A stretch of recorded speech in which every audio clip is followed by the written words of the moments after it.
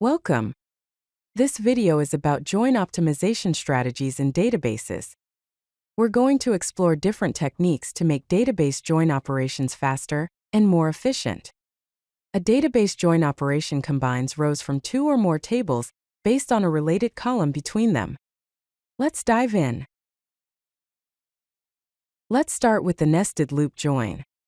This is one of the simplest join algorithms. The key idea here is that for each row in the outer table, we scan the entire inner table to find matching rows based on the join condition. The time complexity of nested loop join is often expressed as O of n times m, where n is the number of rows in the outer table, m is the number of rows in the inner table.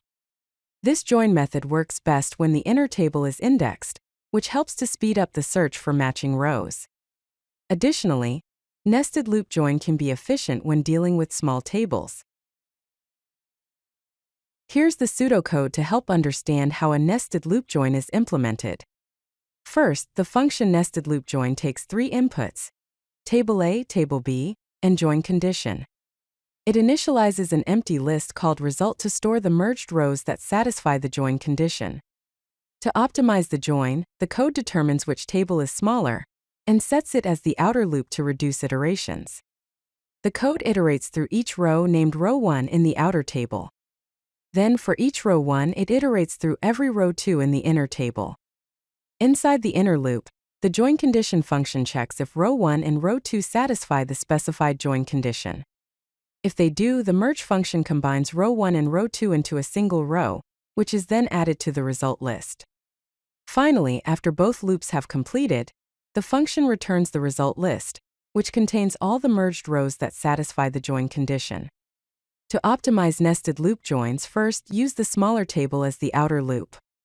Second, create an index on the join column of the inner table. Third, use a block nested loop to reduce input-output operations. Fourth, apply predicate pushdown to filter rows early. Fifth, consider buffer management for large tables. Finally, use join order optimization for multiple joins. Now let's discuss the hash join algorithm.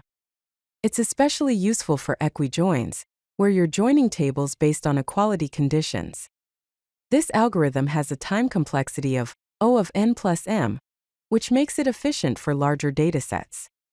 First, the algorithm builds a hash table from the smaller table using the join key. Then it probes this hash table with rows from the larger table to find matches. Hash join is particularly effective when dealing with large tables that don't have existing indexes. However, it's important to note that this is a memory-intensive operation, as the hash table needs to be stored in memory. Here is a pseudocode implementation of hash join to help you understand it better. The function hash join takes three inputs: table A, table B, and join key. In the build phase, a new hash map called hash table is created. The code iterates through each row in table A. For each row, it calculates a hash value using the join key, which determines the position of the row in the hash table. The row is then stored in the hash table, with the hash value as the key. In the probe phase, the code initializes an empty list called result to store the matching rows. The same hash function in key is applied to calculate the hash value. If this key already exists in the hash table, it means that matching row from table A was found. They are merged together using the merge function. After both loops have completed, the function returns the result list, which contains all the merged rows from table A and table B that have matching join keys.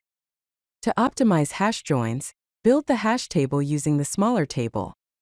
Partition the large tables to handle the data in manageable chunks. Optimize the hash function to reduce collisions. Apply Bloom filters to reduce probes. Consider memory constraints for hash table. Next, we have the sort merge join algorithm. This one works particularly well when dealing with pre-sorted data. The time complexity of sort merge join is O of n log n plus m log m. Sort merge join is efficient for both equi-joins and range joins. Also, it typically has lower memory requirements compared to hash join, making it suitable for large tables that may not completely fit into memory. It performs well when combined with clustered indexes, which help in efficiently accessing sorted data. Now let's consider the index join algorithm. This technique leverages existing indexes on the join columns to speed up the join process. Instead of performing full table scans, it uses the indexes to directly locate matching rows. Index join is particularly efficient for joins with low selectivity, where only a small number of rows match the join condition. It works well with B-tree or hash indexes and can significantly reduce input-output operations. This makes it a good choice for online transaction processing workloads, where quick response times are critical. To summarize, let's compare these join algorithms. Nested loop join has a time complexity of O of n times m and low memory usage. It is best used for small tables, or when the inner table is indexed but is inefficient for large tables. Hash join has a time complexity of O of n plus m and high memory usage. It is best used for large tables with equi-joins. However, it is memory intensive and only works with equi-joins. Sort merge join has a time complexity of O of n log n plus m log m and medium memory usage. It is best used when the data is pre-sorted and for range joins but has overhead from the sorting process. Index join has varying time complexity depending on the index type and low memory usage. It is best used when there are existing indexes and for online transaction processing workloads but requires indexes that need maintenance. Here are the key takeaways regarding best practices for join optimization. Analyze data characteristics before choosing a join algorithm. Create appropriate indexes on join columns. Consider table sizes and cardinality. Use statistics to guide the query optimizer. Apply predicate pushdown to filter early. Optimize join order for multiple tables. Monitor and tune performance regularly. Thanks for watching. If you like this video, hit that like button and don't forget to subscribe. Visit codelucky.com for more such useful content.